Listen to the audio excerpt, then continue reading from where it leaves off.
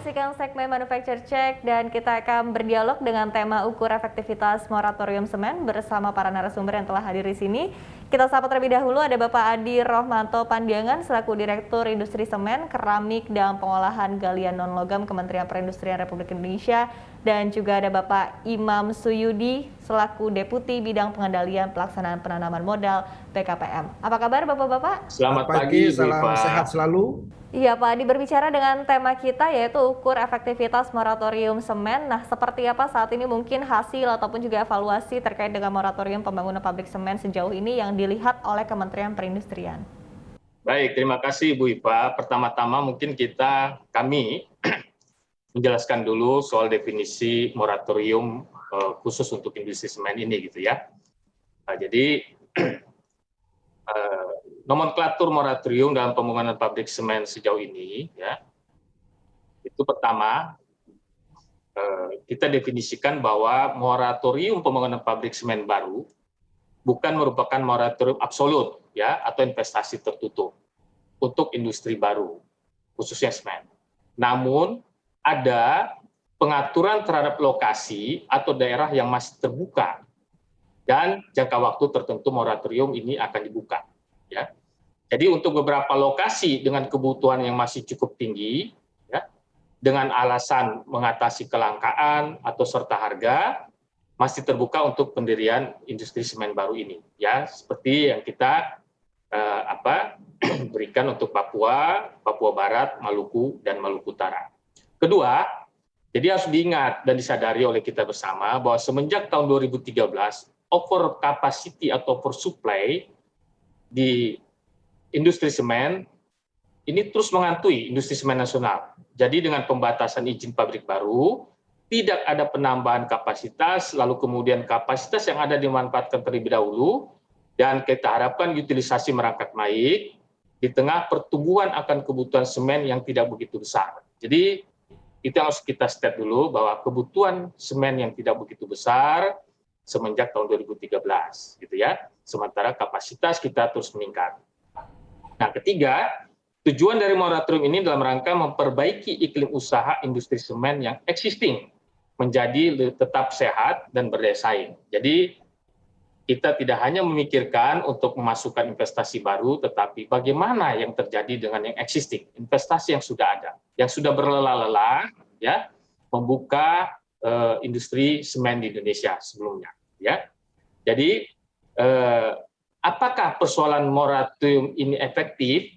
Justru hal ini yang harus dilakukan menurut kami, dan mungkin juga kami kembalikan pertanyaan ini. Di tengah over capacity yang masih besar dan utilisasi yang masih rendah, di mana kebutuhan akan semen ini tidak begitu besar, ya. Nah, kalau kita lihat secara data, ya, mulai tahun 2016 ketika utilisasi mulai turun, ya, kita mencoba dengan moratorium ini, ya, utilisasi itu perlahan naik, ya, hingga tahun 2019, ya. Nanti bisa kita lihat data, ya, walaupun sempat turun di tahun 2020 karena kita ketahui bersama, ya, terjadinya pandemi yang menyebabkan penurunan produksi akibat kebutuhan yang juga menurun, ya. Dan pada yang saat bersamaan dua pabrik semen baru kita yaitu Grobogan dan Ismako sudah dianggap mulai berproduksi. Jadi hasil produksinya sudah kita hitung sebagai kapasitas nasional.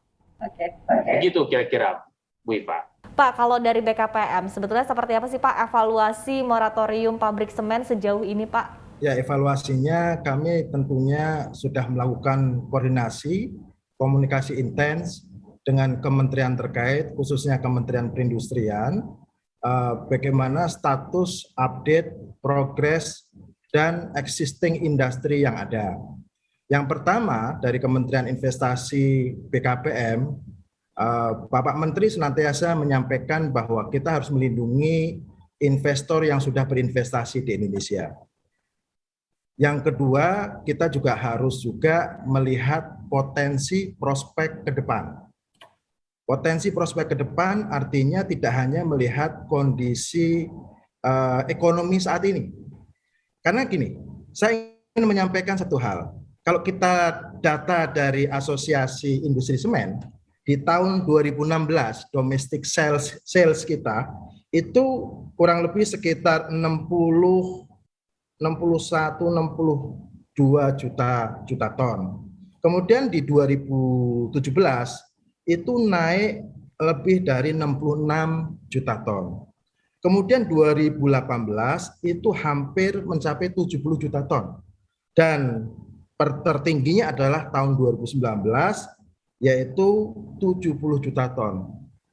Dan memang di tahun 2020 turun cuma 62,5 juta ton. Artinya gini, ini kondisi tahun 2020 itu kita harus melihat bahwa semua negara, termasuk Indonesia, itu mengalami ekonomi yang menurun, pertumbuhan ekonomi menurun, kemudian juga seluruh anggarannya, tidak hanya di Indonesia nih, seluruh dunia juga dialihkan untuk kesehatan. Karena kesehatan kemanusiaan itu kan nomor satu. Dan pertumbuhan ekonomi kita juga berkontraksi di tahun 2020 itu berkontraksi negatif. Di tahun 2021 sekarang kita sudah mulai rebound dan kita harapkan di tahun 2021 akhir itu pertumbuhan ekonomi kita adalah positif. Satu hal yang ingin saya sampaikan bahwa jangan sampai moratorium ini untuk selamanya. Kan namanya moratorium itu harus ada batas waktunya. Nanti kita harus melihat di akhir 2021 ini, apakah tren pertumbuhan ekonomi kita bisa 2 kali lipat atau 1,5 kali lipat daripada 6% atau 5, sekian %. Kalau pertumbuhan ekonomi kita meningkat dan kemudian juga COVID-19 ini terus slowing down, artinya pasar ekonomi dan khususnya ekonomi real juga akan meningkat. Nah, ini kan kita harus melihat dari sisi kacamata government. Satu hal kita harus melindungi existing investor kita harus bisa mengendalikan. Sisi yang lain kita harus melihat proyeksi pertumbuhan ekonomi.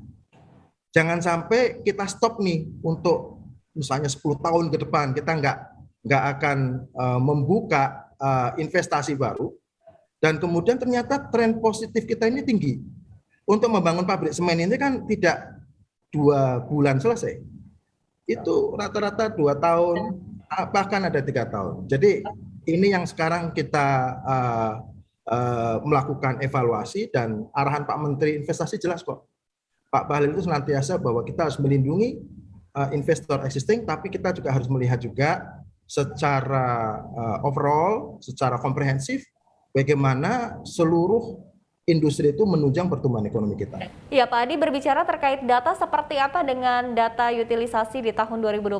Karena kalau kita lihat data dari ASI sendiri ini menunjukkan bahwa tingkat utilisasi ataupun juga pemanfaatan dari kapasitas produksi ini hanya sekitar 61,7% di tahun 2020. Nah, kemudian seperti apa untuk tahun ini? Kalau ASI mengatakan dengan 61,7%, kalau kami mengatakan dengan di tahun 2020 itu baru 56% ya, tapi itu mungkin perbedaan di mana saling membaginya aja, ya. Nah, jadi begini, Kementerian Perindustrian khususnya tetap optimis, ya, tetap optimis. Jadi kalau kita lihat data sandingan utilisasi hingga bulan Agustus 2021, ya, sudah mencapai 36,44%, ya. Sementara pada periode yang sama pada tahun 2020 sebesar 34,49%, ya. Jadi biasanya di bulan-bulan akhir, Bu Iva, ya, di bulan-bulan akhir tahun itu biasanya konsumsi semen meningkat dan ekspor juga meningkat, ya.